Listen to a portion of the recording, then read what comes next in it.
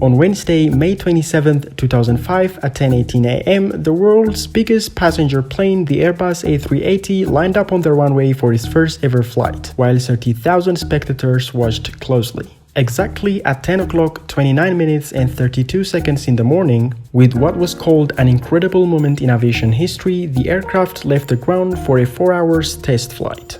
The plane's 4 engines hold the 308-ton fuselage, roughly equal to 234 Prius cars, with 2 pilots and a crew of 4, all dressed in orange suits and parachutes.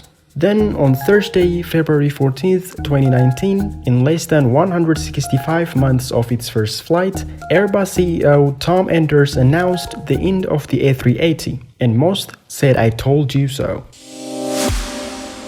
The A380 was the answer from Airbus to Boeing for its 747 jumbo jet. The 747, taking its first flight on February 7, 1969, is undoubtedly the world's most favorite wide-body long-haul aircraft. There are over 1,500 747s built, 2 of which are serving as Air Force One to carry the President of the United States. In simple terms, Boeing has virtually fully controlled the wide-body aircraft market. The Airbus A380 was born to disrupt the hub-and-spoke model of the airline industry. The idea that many people will be carried from one hub to multiple destinations, ideally filling all the typical 525 seats and, if possible, all the certified 853 seats on the super jumbo jet.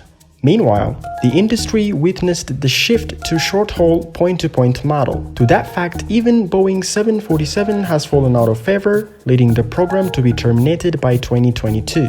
This did not help when Airbus first approached Boeing to partner on the project to build the world's largest passenger aircraft. Boeing engineers, analysts, financial planners all advised against it, and unsurprisingly declined the offer.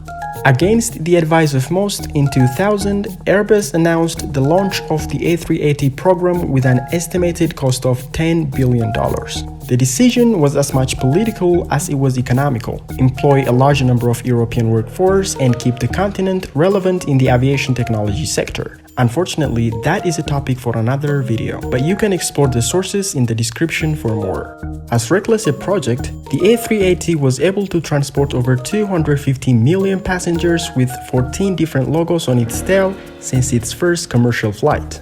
This was majorly made possible by Emirates Airlines, whose business model aligned perfectly with the A380's target route. Large number of passengers from one big hub like Dubai International to other destinations in a flight that can serve over 500 passengers at once. Of the 250 planes manufactured, Emirates ordered 123, 115 of which are delivered. But the very idea of the A380 was flawed. Transporting over 850 people at once halfway across the globe is ideally perfect. The more the number of seats available, the lower the price of individual tickets, the less the number of flights per day, saving the airline runway fuel and avoiding overcrowded airports. On the other hand, the higher the number of seats, the bigger the plane and the larger the fuel burn.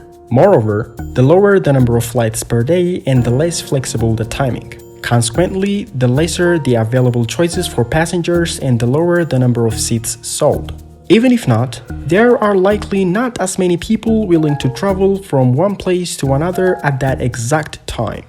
These all result in lower load factor or percentage of seats filled and make the A380 an unnecessary purchase.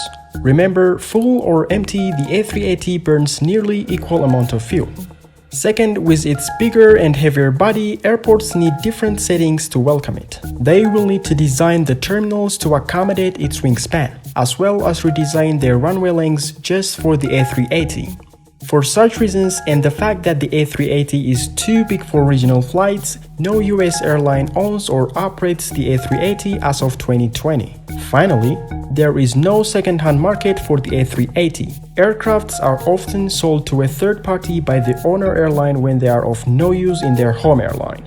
Unfortunately, no one is willing to spend hundreds of millions on the A380 just to pay an extra $80 million every year in operation costs. The second-hand market for the A380 is made impossible by their huge list price, operation costs, and the cancellation of the program that fires mistrust in the product and the availability of parts. Over the last decade, Emirates has made peace with the fact that it cannot sustain the A380s. With the average load factor of 76.8%, Emirates often flew the planes with over 120 empty seats, able to sell only 380 of the 500 plus seats on board. As we said earlier, full or empty, the 4 engines of the A380 are guaranteed money suckers, about $17,467 per hour in fuel costs. Meanwhile, Boeing 777s can carry between 350 and 440 passengers with an estimated $10,000 per hour in fuel costs. Accordingly, in February of 2019, Emirates cancelled 35 of the remaining 55 A380s it ordered, rendering the program unsustainable. When the most loyal customer of the A380 turned its back, Airbus finally decided to write down the aircraft and stop the bleeding, killing the aircraft that had a development cost of an estimated $25 billion. Nevertheless, the shutdown was not cheap, costing up to 3,500 jobs and $523 million in 2018. With that came the last chapter of the A380, a disaster as some would call it. What do you think? Was it a mistake that should have never been tried, or is there some potential to the beast of modern passenger aircraft manufacturing technology? Share your outlooks in the comment section below. If you enjoyed this video, you would certainly love our other videos here. As for this one, consider giving it a thumbs up, sharing it on your socials, and subscribing for more.